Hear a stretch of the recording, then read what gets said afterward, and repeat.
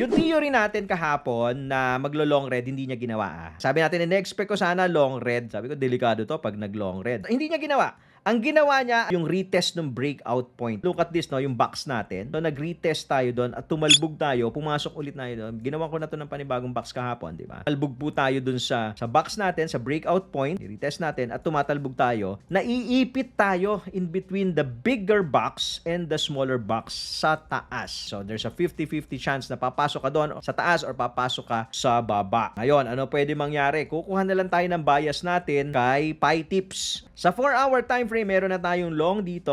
Nasa taas ba to? Yes. Yun nga lang, nasa resistance tayo. Ang pasukan po, for me, is pag umakyat na tayo dito. Probably above the daily pivot, the 27,355 level. Kailangan niya munang i-break tong daily pivot kasi kung dito ka maglo-long, again, yung rule natin sa TIPAY, don't go long sa resistance. Nasa resistance level po yan. Sa 1-hour time frame, mukhang short ang gustong gawin. Ibig sabihin, hindi ka pwede mag-long kasi nga, nasa resistance. So, anong option mo? May short ka dito. Pwede ka ba mag-short? Kukumputin mo ngayon. Ganito po. Ako kasi 40.8 lang, happy na ako. Pag pumasok ba ako ngayon dito sa price today at ito yung support, makaka 0.8 ba ako? Medyo kaya, di ba? So pwede ko pa angat ng konti yung entry ko. Pwede akong pumasok. Mag-aabang ako ngayon ng short sa resistance level, itong mga pumps na to. Yan yung gamit lang ni TIPAY para mas madali yung mga buhay natin. Pagka nakadan na ako dyan, magsiset na ako ng TP at 0.8 for my entry price kasi naka 50x ako kay Bitoy. So that's 40%. Para kahit anong mangyari, tumama dyan, tumalbog ulit, naka TP na ako. Yan, dito moves na naman yan. Follow and like for more updates.